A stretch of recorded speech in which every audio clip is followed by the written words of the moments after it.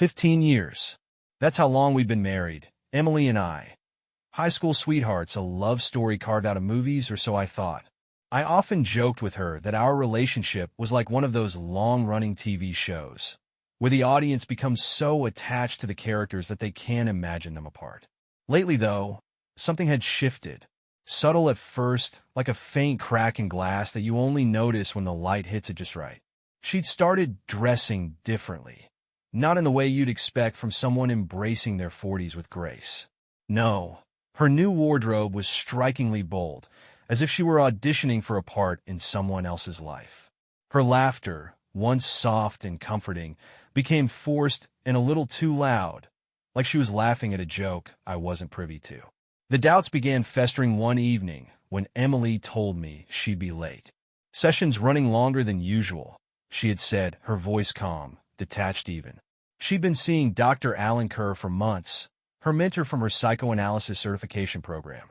At first, I'd admired her dedication, the long hours she poured into her studies, but soon, those hours felt less like commitment and more like secrecy. I brushed it off, choosing to believe I was paranoid. After all, what was a marriage without trust? But the nagging feeling wouldn't leave. It lingered like the faint smell of smoke in a room after the fire's been put out. Then, last Tuesday, I found her phone vibrating on the counter while she was in the shower.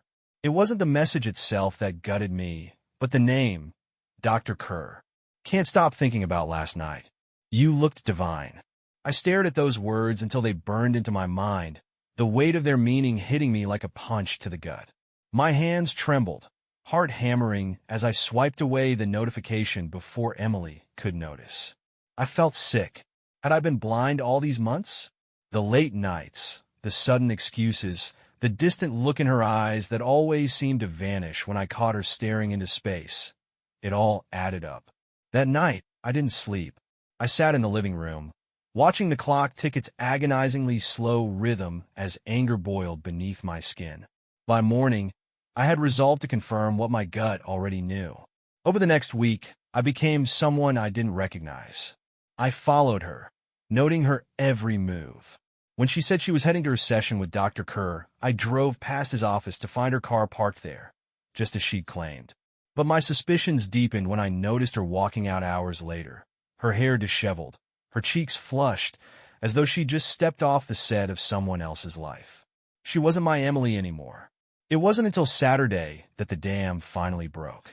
My friend, Jason, a private investigator I had once hired for a work-related issue, agreed to tail her discreetly. That evening, he sent me photos. Emily and Dr. Kerr sitting too close at a candlelit table, her hand brushing against his arm, her lips curved in a smile I hadn't seen in years.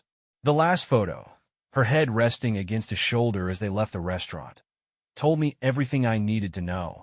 The betrayal wasn't just physical. It was emotional, intimate, deliberate. She had let this man into spaces that had once belonged to me. 15 years of love, loyalty, and promises, all reduced to ash. I confronted her that night, shaking with rage and heartbreak. Her response? Blame. You've been distant, she said, her eyes gleaming with defiance. You're always working, always distracted. Alan listens to me. He makes me feel seen. Her words hit me harder than any punch ever could. Seen? I had built my life around her, carved out every corner of my soul to make room for our life together. How dare she reduce it all to neglect? But I didn't let her see me break. Not yet. Instead, I stared at her, cold and unreadable, and whispered, "You'll regret this." She laughed bitterly, mistaking my calm for weakness. What she didn't know was that I had a plan, one that would show her the full weight of her betrayal, one that would shatter the facade of her new life. Emily thought she'd won. After our confrontation, she strutted around the house with the smugness of someone who believed she'd emerged unscathed. She was still trying to paint herself as the victim, dropping little barbs about how our marriage was crumbling long before Alan, and how she deserved to feel alive. Each word dug deeper into the cracks of my wounded pride. What she didn't know, what she couldn't even begin to suspect, was that I wasn't broken. Not anymore. My grief had calcified into something sharper, something cold. If she wanted to play games, I was ready to play too. Only, my game wouldn't end with her feeling seen or heard. It would end with her seeing exactly what she had destroyed. I started with her phone. While she was in the shower one evening, I retrieved it from the nightstand. The password was easy: our wedding anniversary. A cruel irony, I thought, as I navigated to her messages. There they were, dozens of texts between her and Kerr, filled with playful banter and intimate confessions. The man who was supposed to mentor her through her psychoanalysis program had somehow morphed into her lover, confidant, and co-conspirator in her betrayal. I screenshotted everything, every message, every damning photograph they'd shared. I saved it all to a USB drive, which I labeled innocuously as finances and tucked away in my office drawer. That was step one. Next came the cameras. I installed 3 around the house. One in the living room, one in the kitchen, and one in our bedroom. High definition, discreet with audio. She'd never noticed them. Not that she'd even care. Emily had grown so reckless, so emboldened, that she probably wouldn't even bother hiding her treachery if Kerr decided to show up at our doorstep. Then, I planted the bait. It was subtle, almost too easy. One morning, as Emily left for her session, I said, "I'll be heading out of town for a few days. Work conference." Her eyes lit up just slightly, but she masked it quickly with a casual, "Oh, that's great, honey. I hope it's productive." I smiled back, matching her deceit with my own. "You'll have the house to yourself. Enjoy some quiet time." In reality, I was staying put, setting up camp in the attic with my laptop and the live feed from the cameras. I stocked myself with food, coffee, and the willpower to endure whatever horrors I was about to witness. If she wanted to bring Kerr into my house, our house, then I would let her, and I would document every second of it. The first night passed without incident. She came home late, as usual, kicked off her heels, and poured herself a glass of wine. I watched her from my laptop, noting the way she stared at her phone, smiling at messages I couldn't see but already knew the content of. The second night, she brought him home. I heard the sound of his car in the driveway before I saw them enter the house. She giggled as he whispered something in her ear, and they stumbled into the living room like giddy teenagers sneaking in after curfew. My heart pounded as I watched her guide him to the couch, her hands already fumbling with his tie. Kerr, Dr. Alanker, the man who had stood in our kitchen just months ago, sipping coffee and praising Emily for her brilliance as a student. I remembered shaking his hand, thinking how polished and unassuming he seemed. Now, here he was in my home, with his lips pressed against hers. I clenched my fists, forcing myself to remain silent. This was no time for anger. Anger was messy, impulsive. What I needed now was clarity, precision. I adjusted the camera feed, zooming in on their faces, capturing every sordid detail. They didn't stay in the living room long. Soon, they were heading upstairs, laughing, touching, oblivious to the fact that they were being watched. I shifted to the bedroom feed, my stomach churning as they crossed the threshold into what was once the most sacred space in my life. I turned away from the screen as they fell onto the bed. I couldn't watch this part. It wasn't necessary. The evidence was already damning enough. Instead, I took a deep breath and reminded myself why I was doing this, why I couldn't let my emotions take over. When it was over, when Kerr finally left and Emily drifted off to sleep, I packed up the USB drive and added the final piece to my plan. The next morning, Emily greeted me with her usual fake cheerfulness. "How was the conference?" she asked, her tone sugary sweet. "Productive," I replied, smiling. "How was your quiet time?" "Oh, the usual. Just catching up on reading and grading papers." "Sounds nice," I said, my voice steady. Inside, I was a storm. She had no idea what was coming. The days that followed were excruciating. Emily continued to glide through life, oblivious to the storm I was quietly building around her. She played the role of a dutiful wife with unsettling ease, smiling at me over breakfast, texting me little love notes during the day, and even initiating intimacy at night, as though she hadn't just desecrated the very bed she invited me into. I played along, masking my contempt behind a practiced facade of normalcy. My patience was rewarded when Emily mentioned Kerr's name one evening over dinner. Alan said, "I'm making real progress in my sessions," she said, cutting into her salmon with the nonchalance of someone discussing the weather. "He thinks I'm finally unlocking some deep-seated emotional blocks." I smiled faintly, swirling my glass of wine. He must be an incredible mentor to inspire such breakthroughs. "Oh, he is," she replied, her eyes lighting up in a way they hadn't for me in months. "He really gets me." I forced myself to keep my voice calm. "You're lucky to have someone so dedicated." The way she beamed at the compliment nearly made me snap.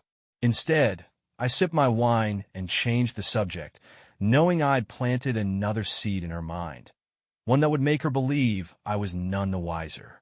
That weekend, I took my plan a step further. Emily had mentioned she'd be spending Saturday catching up on paperwork, which I now understood to be code for sneaking off with Kerr. I made a point to let her see me packing a small duffel bag that morning. "I'm heading out for a couple of hours," I said, feigning nonchalance. "Hitting the gym and running a few errands." She barely glanced up from her phone. "Okay, have fun." I left through the front door, then circled back around to the side of the house. The attic had become my sanctuary, the place where I could watch without being seen. Within an hour, Kerr's car pulled into the driveway. I felt the familiar surge of anger as he stepped out, wearing that smug, self-assured smile that made me want to shatter my screen. I recorded everything. This time, they didn't bother with the living room. They headed straight upstairs, and I watched as Emily led him by the hand, laughing like a schoolgirl. The betrayal stung less now. It wasn't that I'd grown numb to it. It was simply that I had a purpose. Every kiss they shared, every whispered word, every stolen moment became fuel for what I was about to do. That evening, I confronted her with the first thread of my trap. She was lounging on the couch, scrolling through her phone, when I casually mentioned something I knew would rattle her. "I ran into someone interesting today," I said, leaning against the doorway. "Oh." She didn't even look up. "Yeah, Alan Kerr. I saw him at the coffee shop downtown." Her head snapped up, her eyes widening for just a fraction of a second before she caught herself. "Alan? Really? That's random. What did you talk about?" "Not much," I said, shrugging. "He seemed surprised to see me, though. I guess he didn't realize I'd be in town today." Emily's expression faltered, her mask slipping just enough for me to see the panic beneath. "Well, he's probably just used to seeing me on my own, for the sessions." "Of course," I said, smiling. It was just funny how nervous he seemed, almost like he had something to hide. Her laugh was forced, brittle. "I'm sure it was nothing. Alan's always been a little awkward in social situations." "True," I said, letting the silence stretch uncomfortably. "Still, he did mention he was working late today. That must have been exhausting for him." Her cheeks flushed, and she quickly changed the subject. I let her, satisfied that the seed of doubt I'd planted was already taking root. Over the next few days, I noticed subtle changes in Emily's behavior. She started glancing at her phone more often, biting her lip whenever a text came through.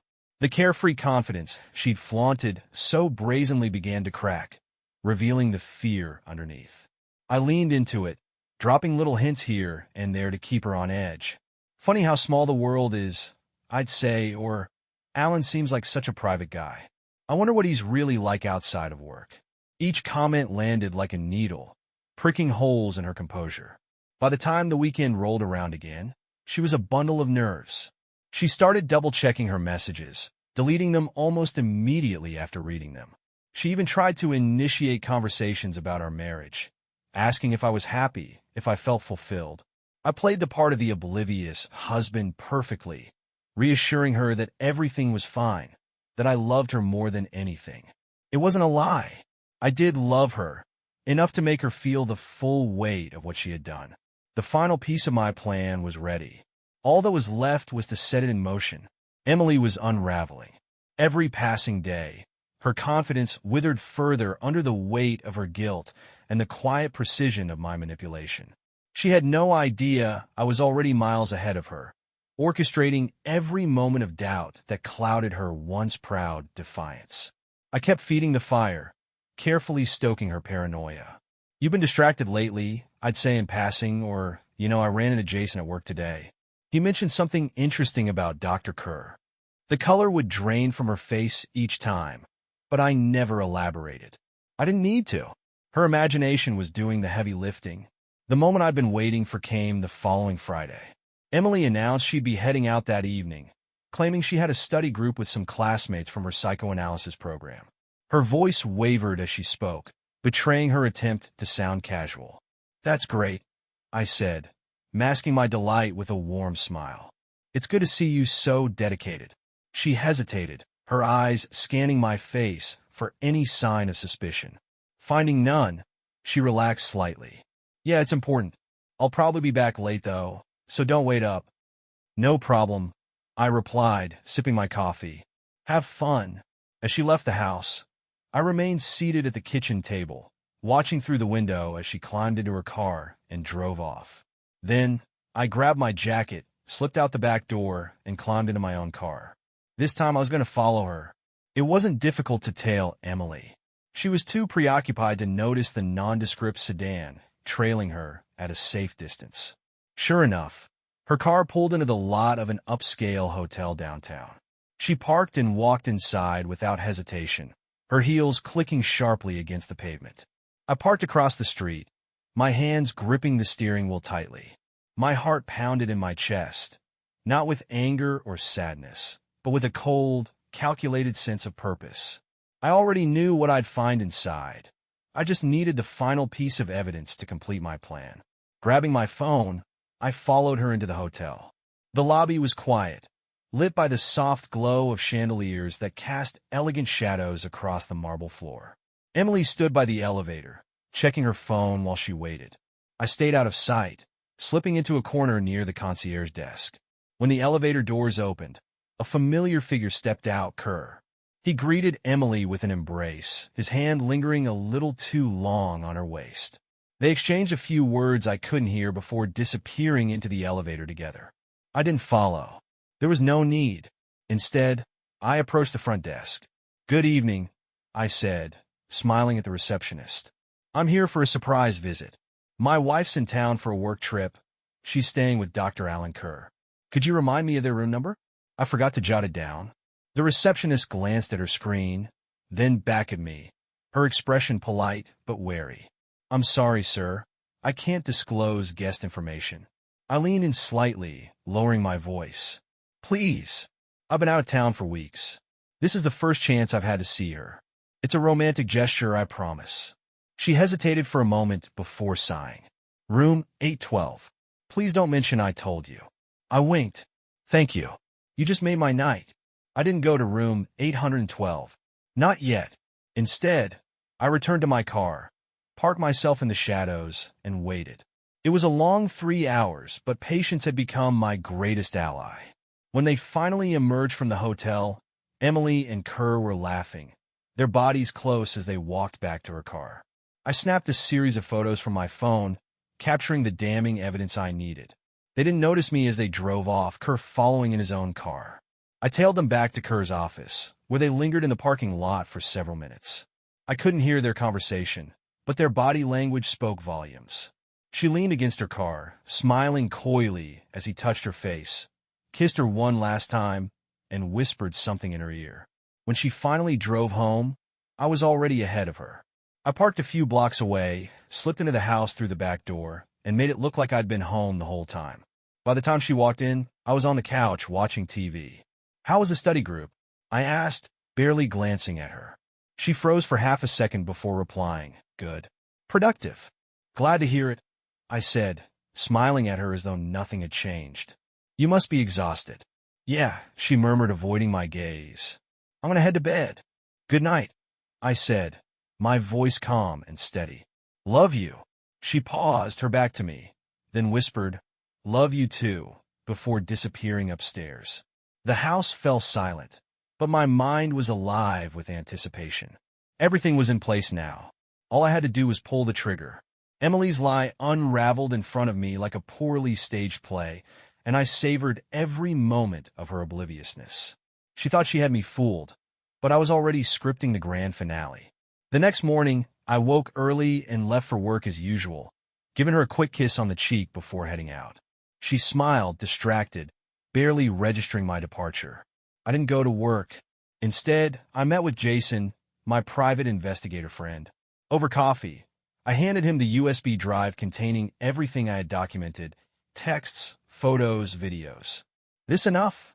I asked, my voice as calm as it could be. Jason skimmed through the files, whistling softly. This isn't just enough. This is overkill. You could blow her life apart with this. That's the idea. Jason glanced up, raising an eyebrow. You sure you want to go through with this, man? There's no coming back from it. I stared at him, my jaw tightening. She didn't think twice about destroying our marriage. Why should I think twice about this? He nodded, slipping the USB into his pocket. All right, I'll have everything ready by the end of the week. You'll get the full package, copies, backups, the works. Good, I said, standing up. I need this to be airtight. Back at home, Emily's mood had shifted. She was jittery, her eyes darting to her phone every few minutes. I knew why. I'd been dropping breadcrumbs all day, subtle messages designed to shake her foundation. I started with a text while she was at lunch. Funny thing about secrets, they always find their way out. No context, no explanation, just enough to make her pause. She replied almost immediately. What do you mean? I didn't answer. A few hours later, I sent another. Do you ever wonder how well you really know someone? I've been thinking about that a lot lately. Her response took longer this time. You're acting strange. Is something wrong? I let her stew in silence. When she got home that evening, she was visibly tense. You've been sending weird messages all day, she said, forcing a casual tone. Is something going on? Not at all, I replied, smiling. Just thinking about how lucky we are, you know? 15 years together. It's a lot to reflect on. Her smile was brittle. Yeah, it is. I let the conversation drop, watching as she retreated to the kitchen. She poured herself a glass of wine, her hand trembling slightly. I knew I had her exactly where I wanted her. The next day, I set the final stage. I asked Emily if she'd be free for dinner on Friday night. Just the two of us, I said, to celebrate us. Her expression was unreadable, but she agreed. That sounds nice. In the days leading up to Friday, I continued to toy with her. Subtle hints, vague comments, lingering stares that made her squirm. She began overcompensating, cooking elaborate meals, initiating intimacy, showering me with compliments. It was almost funny, watching her scramble to erase the evidence of her guilt. But the evidence wasn't going anywhere. It was waiting, ready to detonate at the perfect moment. Friday arrived, and I made sure everything was in place. Jason had delivered the finished product, a neatly compiled dossier of Emily's affair, complete with timestamps and annotations. I tucked it into a sleek black envelope and slid it into my briefcase. We went to her favorite restaurant, an upscale bistro downtown. Emily had dressed up for the occasion, wearing a red dress I hadn't seen in years. She looked stunning, and for a moment, I almost felt a pang of regret for what I was about to do. Almost. Dinner was a carefully choreographed performance. I complimented her, reminisced about our early years together, and toasted to our bright future. She played along, laughing at my jokes and pretending everything was fine. But her eyes gave her away. She was waiting for the other shoe to drop. It did. As the waiter cleared our dessert plates, I leaned back in my chair, pulling the envelope from my briefcase. I have a gift for you, I said, sliding it across the table. She hesitated, her hand hovering over the envelope. What's this? Open it. Her fingers trembled as she broke the seal. The color drained from her face as she flipped through the contents. Photos of her and Kerr, screenshots of their texts, a detailed timeline of every lie she told me. How did you, she stammered, her voice barely above a whisper. I leaned forward, my voice calm but ice cold. 15 years, Emily. That's how long I gave you. How long I trusted you. And this, I gestured to the envelope, is how you repaid me. Tears welled in her eyes, but I felt nothing. No sympathy, no pity. Only the cold satisfaction of watching her facade crumble. This doesn't have to mean anything, she said desperately. We can fix this. Fix this? I laughed bitterly. You think this can be fixed? Please, she begged, her voice breaking. I'll end it. I'll do anything. I leaned back, crossing my arms. Oh, you'll end it all right. but not on your terms. On mine. Her eyes widened in fear. What are you going to do? I didn't answer. I simply stood, tossed a few bills on the table, and walked out. I left her sitting at the table, trembling, clutching that black envelope like it was the only thing tethering her to reality. Outside the restaurant, the cold air felt sharp against my skin, but it was nothing compared to the frost growing inside me. Emily had finally seen the edge of the abyss I'd been staring into for weeks, but she had no idea just how deep it went. She didn't follow me. I wasn't surprised. There was nowhere to go, no words she could say to undo what she had done. I drove home in silence, my grip tight on the steering wheel, my mind replaying the look on her face when she opened that envelope. Fear, shame, panic. It was everything I wanted, but it didn't feel like enough. Not yet. Emily came home hours later. I was sitting in the living room, a glass of whiskey in hand, pretending to watch the news. She stepped inside, her heels clicking softly on the hardwood floor, but she didn't say a word. I didn't look at her, didn't acknowledge her presence.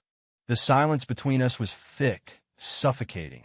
She lingered in the doorway for a moment before retreating upstairs. I let her go. There was no point in confronting her further. Not yet. The next morning, Emily tried to act as if everything was normal. She made breakfast, eggs, bacon, pancakes, the works. It was her way of apologizing without saying the words.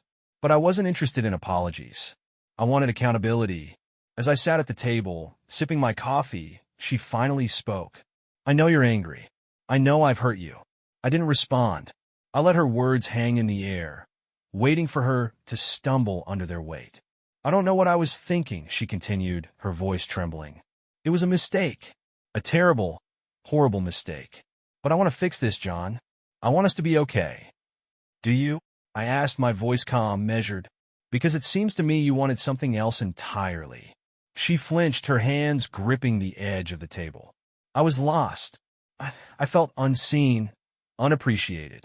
Alan made me feel alive. I laughed bitterly. Alive? That's the excuse you're going with? You destroyed our marriage because you needed a thrill? Her tears came quickly, but they did nothing to soften me. It wasn't like that, she sobbed. I never stopped loving you. I stood, pushing my chair back with a scrape. You have a funny way of showing it. Please, she begged, standing and reaching for me. Don't give up on us. I'll do whatever it takes to make this right. I stepped back, avoiding her touch. This isn't something you can fix with pancakes and promises, Emily. Actions have consequences. You made your choices, and now you'll face them. Her tears turned to desperation. What does that mean? What are you going to do? You'll find out, I said, my voice cold and final. Soon enough. The days that followed were a masterclass in tension. Emily walked on eggshells, unsure of what I was planning, while I continued to act as if nothing was wrong. She became more desperate with each passing day, hovering around me, trying to gauge my mood, attempting to earn some scrap of forgiveness. Meanwhile, I finalized the details of my plan. I made sure everything was in place. Every document, every piece of evidence, every carefully calculated move. Jason had done his part perfectly, providing me with all the tools I needed to dismantle not just Emily's lies, but her entire illusion of control. The timing was crucial. Emily had a work event coming up, one she had been planning for weeks. Kerr would be there, of course, as would many of her colleagues. It was the perfect stage for what I had in mind. On the day of the event, I dressed sharply, the picture of a supportive husband. Emily was visibly nervous, her hands shaking slightly as she adjusted her earrings in the mirror. You ready? I asked, my tone deceptively warm. She glanced at me, her eyes searching mine for any hint of malice. Finding none, she nodded. Yeah, let's go. We arrived at the venue together, hand in hand, playing the role of a happy couple. Inside, the room was buzzing with chatter, the air thick with the scent of wine and catered hors d'oeuvres. Kerr was there, of course, his eyes darting to Emily the moment we walked in. He quickly masked his expression, but I saw the flicker of guilt in his gaze. I stayed by Emily's side, smiling politely as she introduced me to her colleagues, feigning interest in their small talk. All the while, my heart pounded with anticipation. Everything was building toward the moment I would drop the curtain and reveal the truth. And then it came. The event coordinator stepped up to the podium, tapping the microphone. Ladies and gentlemen, thank you for joining us tonight. Before we proceed, we have a special presentation from one of our honored guests. That was my cue. I stepped up to the podium, the room falling into a hushed murmur as people realized the honored guest wasn't on the program. Emily's face went pale, her smile frozen in place as she watched me take the stage. Kerr stood at the back of the room, his confident posture faltering ever so slightly. Good evening. I began, my voice steady, carrying just enough warmth to disarm the audience. Thank you for indulging me for a few minutes. I promise I won't take up too much of your time. I glanced at Emily, locking eyes with her for just a moment. She stared back, a flicker of dread crossing her face, as if she knew what was coming but prayed, that I would spare her. I wouldn't. This evening is meant to celebrate the achievements of this incredible team. I continued, gesturing toward the crowd. And it's no small feat to juggle the demands of such a competitive field. But tonight, I'd like to take a moment to talk about something even more personal. Emily shifted in her seat, her breathing shallow, her hands gripping her clutch so tightly her knuckles turned white. I allowed a pause to stretch out, letting the silence weigh heavy on the room before I dropped the first thread of my revelation. My wife, Emily, I said, my tone softening as I turned toward her, has been the love of my life for the past 15 years. She's brilliant, passionate, and has a way of lighting up any room she walks into. She's been my partner through everything, until recently. The audience's collective unease was palpable. I saw colleagues exchanging nervous glances, murmurs rippling through the crowd. Emily opened her mouth as if to speak, but no words came out. Recently, I continued, my voice growing colder, I discovered something that shook me to my core. Something I never imagined I'd have to face in our marriage. Kerr shifted uncomfortably, his eyes darting toward the exit, but he didn't move. He was trapped, just like Emily. I won't bore you with the details, I said, pulling a USB drive from my pocket and holding it up for the room to see. But let's just say this contains every text, photo, and video documenting my wife's affair with someone she trusted, a man who was supposed to be her mentor. Gasps erupted from the audience, a mix of shock and disbelief spreading like wildfire. Emily's face crumpled as she stood abruptly, her voice shaking. John, stop. Please. I ignored her, my eyes fixed on Kerr. Dr. Alan Kerr, would you care to say a few words? After all, you're as much a part of this as she is. All eyes turned to him. He stammered, his carefully constructed composure crumbling. This is highly inappropriate, he managed, his voice quaking. We should discuss this privately. Oh, we'll discuss it. I shot back, my voice razor-sharp. But not privately. You made your choices in the dark, behind closed doors. Now, let's bring them into the light. Emily rushed toward me, her eyes wild with panic. John, don't do this. Please. We can fix this. Fix it. I laughed bitterly, stepping back to avoid her touch. You think there's anything left to fix after what you've done? The audience sat frozen, their whispers now a deafening roar in the background. I turned to the event coordinator, who was standing off to the side, stunned into silence. Apologies for hijacking your evening, I said, my voice steady again. But the truth deserves a stage.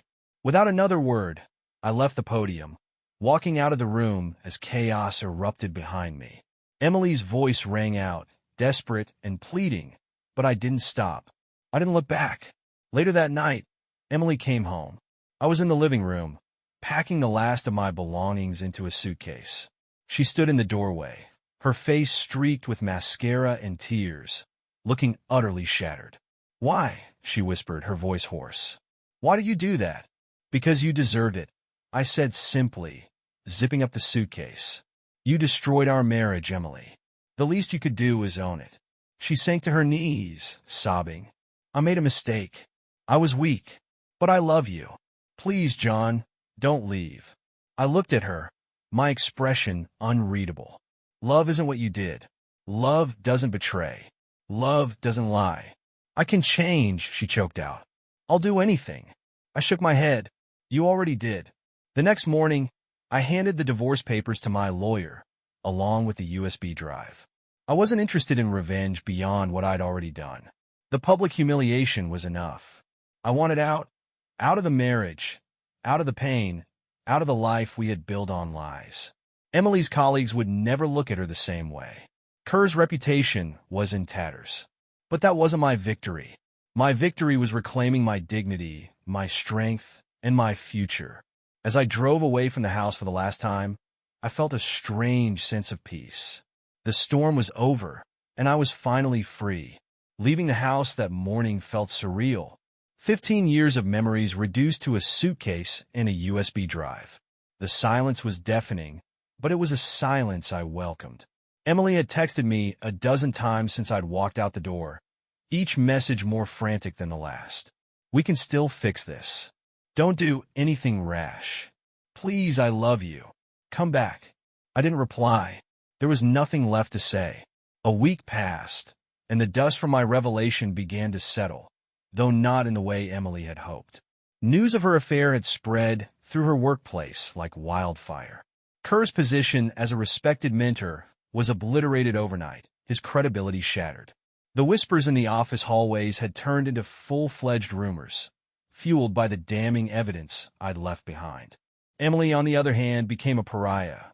Her colleagues treated her with a mix of pity and contempt, some avoiding her entirely, while others whispered just loud enough for her to hear. Every step she took in that office must have felt like walking barefoot over broken glass. I received an email from Jason, my private investigator friend, with a concise subject line. It's done.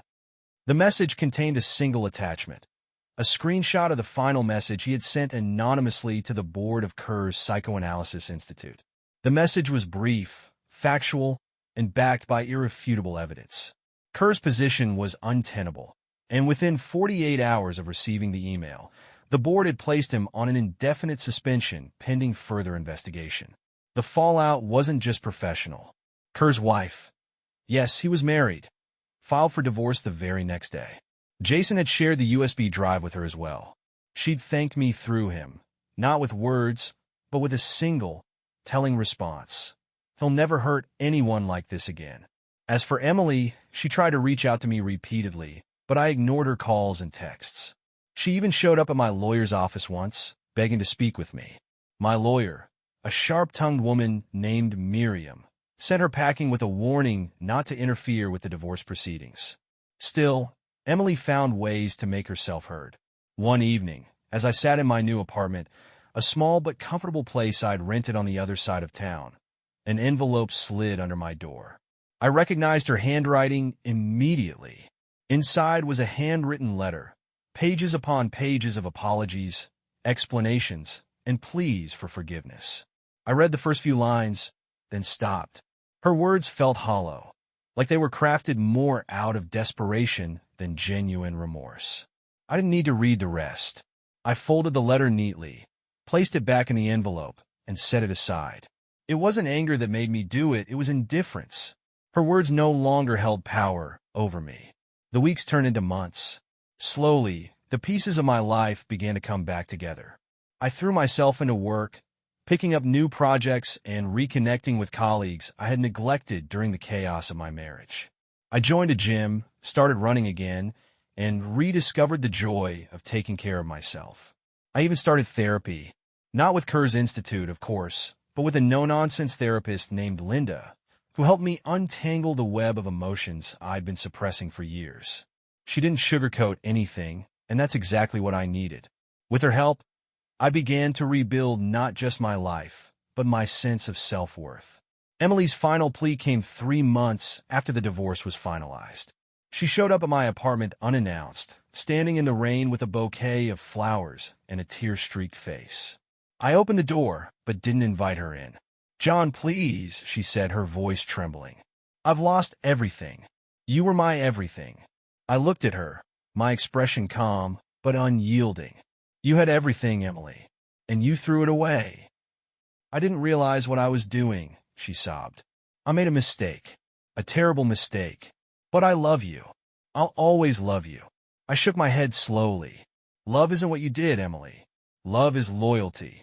Love is respect. Love is not what you gave me. She reached out, her hands trembling, but I stepped back. You need to move on, I said quietly. I already have. The words hit her like a slap, and for a moment I thought she might collapse. But she didn't. She straightened herself, nodded silently, and walked away, leaving the bouquet on my doorstep. I watched her go, feeling neither anger nor sadness, only relief. For the first time in months, I felt free. That night, I took the bouquet to a nearby park and left it by a bench overlooking the lake. It wasn't for Emily. It was for me, a quiet symbol of closure, a final goodbye to a chapter of my life that had nearly destroyed me. As I walked away from the bench, the weight on my chest lifted just a little more. The storm was gone, and the skies were finally clear. Life after Emily was quieter, yet fuller in ways I hadn't anticipated. The weight of betrayal had left scars, but those scars were reminders of strength, not wounds to reopen. Every morning, I found myself waking up to a simpler life, one unburdened by deceit and lies. It wasn't easy at first, healing rarely is, but day by day, I was piecing myself back together. Work became my sanctuary. I poured my energy into projects that challenged me, reclaiming the drive I'd lost somewhere along the way. I even took on a mentorship role, helping new hires navigate the same corporate chaos I once did. It was rewarding in a way I hadn't expected, watching others succeed because of the guidance I could provide. One afternoon, as I was wrapping up a meeting, my phone buzzed. A text from Miriam, my lawyer. Emily just contacted me. She wants to make things right. I told her to stop. Let me know if she bothers you. I stared at the screen for a moment, then typed a quick reply. Thanks, Miriam. Let her know she already made her choices. I felt no bitterness, no anger. Just a calm detachment, the kind that comes from knowing the battle is over. Emily was still trying to claw her way back to a life she had shattered, but I was no longer the man she had left behind. A month later, I attended a networking event, a casual gathering hosted by a colleague. It wasn't the kind of thing I'd normally enjoy, but something about the idea of meeting new people appealed to me. I needed to step outside my comfort zone, to rediscover the parts of myself I'd buried under years of complacency. That's where I met Sarah. She was nothing like Emily. Where Emily had been calculated and polished, Sarah was warm and unfiltered. She laughed with abandon, spoke her mind without hesitation, and carried herself with a confidence that wasn't designed to impress anyone but herself. She was magnetic, and for the first time in a long time, I found myself drawn to someone without fear or hesitation. We talked for hours that night, trading stories about work, travel, and everything in between. She didn't pry into my past, and I didn't feel the need to explain it. It was refreshing, like stepping into the sunlight after years of shadows. When the night ended, she handed me her business card with a smile. If you ever want to grab coffee or, something stronger, give me a call. I took the card, feeling something I hadn't felt in months, hope. Emily, meanwhile, was still unraveling. I heard through the grapevine that she had left her job, unable to withstand the shame and isolation that followed her affair. Kerr had disappeared entirely, his career in ruins. There was a time when their downfall might have brought me satisfaction, but now it felt like a distant echo. I didn't care about their suffering. I cared about my freedom. One evening, as I sat in my apartment, I found myself flipping through old photo albums. Pictures of Emily and me from happier times, when life felt simpler and love seemed unshakable. I didn't feel anger as I looked at them, just a deep, quiet sadness for what could have been. I closed the album, placing it in a box I had labeled Past Life. It wasn't about erasing Emily from my memory. It was about letting go of the weight of what she had done. She was a part of my story, but she no longer defined it. Sarah and I went on our first date a few weeks later. It was simple, just coffee at a quiet cafe downtown. We talked about everything and nothing, the conversation flowing effortlessly. I didn't tell her about Emily that night. There was no need. This wasn't about the past. It was about the future. By the end of the evening, as we stood outside the cafe, Sarah turned to me with a smile. "I don't know where this is going," she said, her honesty disarming. "But I like talking to you." "I like talking to you too," I said, smiling back. And for the first time in what felt like forever, I meant it. The road to renewal wasn't a straight path. There were moments when the past threatened to pull me back, memories that resurfaced when I least expected them. But each time, I reminded myself of how far I'd come, of the life I was rebuilding piece by piece. Emily had taken so much from me, but she hadn't taken everything. I still had my strength, my integrity, and my capacity to love. And with those, I was creating a life worth living, one that was mine and mine alone. 6 months had passed since I left Emily behind, but it felt like a lifetime. The storm she brought into my life had long since settled, replaced by a calm I hadn't known in years. I no longer checked my phone, expecting her messages, nor did I feel the ache of betrayal clawing at my chest. I was free. Sarah and I had been seeing each other regularly, though neither of us rushed to define what we were. She was refreshingly straightforward, never pushing for more than I was ready to give. One evening, as we shared a bottle of wine on her balcony, I opened up about Emily for the first time. "I was married," I said, staring at the skyline. "For 15 years. Sarah didn't interrupt. She just nodded, giving me the space to continue. "She cheated on me," I said, the words tasting bitter but no longer venomous. "Not just physically, but emotionally. With someone I trusted. It destroyed everything." Her gaze was steady, her voice soft. "That's a lot to carry." It was, I admitted, "but I'm learning to let it go." She reached out, placing her hand gently on mine. "You don't have to carry it alone." In that moment, I realized how much I'd been holding back, not just from Sarah, but from myself. For months, I've been focused on rebuilding my life, on proving to myself that I could survive without Emily. But I hadn't allowed myself to feel the full weight of what I'd lost, or to embrace what I might gain. A few weeks later, I finalized the last step of my healing process, selling the house. It had been on the market for months, but part of me had hesitated to let it go. It wasn't just a building. It was the place where I'd build a life, where I'd imagined a future that no longer existed. When the offer came in, a young couple eager to start their own story, I signed the papers without a second thought. As I handed over the keys, I felt a strange mixture of grief and relief. It wasn't just a goodbye to the house. It was a goodbye to the life I had once thought was unshakable. Emily reached out one final time, sending a letter through my lawyer. It was short, apologetic, and tinged with desperation. "I hope you can find it in your heart to forgive me one day. I'll always regret what I did to us." I folded the letter and placed it in the same box with the old photo albums. Forgiveness wasn't something I could give her, not yet and maybe not ever. But I no longer felt the need for revenge or retribution. Emily was a chapter of my life, but she wasn't the whole story. The first time Sarah stayed over, I noticed something different about the way I felt. With Emily, there had always been a sense of routine, of predictability. But with Sarah, everything felt new, uncharted. She didn't try to fill the spaces Emily had left behind. She created spaces of her own, ones I hadn't even realized I needed. We cooked breakfast together the next morning, laughing as I burned the toast and she tried, and failed, to flip a pancake without breaking it. It wasn't perfect, but it was ours. A year after the divorce, I stood on a beach at sunrise, barefoot in the sand, the ocean stretching endlessly before me. Sarah was beside me, her hand intertwined with mine. We hadn't planned the trip. It was spontaneous, a way to escape the city and breathe in something fresh, something untethered. As the sun rose, casting golden light across the water, I felt a sense of peace I hadn't known was possible. My life wasn't perfect. It never would be. But it was mine again, and that was enough. Sarah turned to me, her eyes reflecting the sunlight. "What are you thinking about?" I smiled, squeezing her hand. "The future." Her lips curled into a grin. "Sounds like a good place to start." And for the first time in years, I believed it. So, what do you think about my story?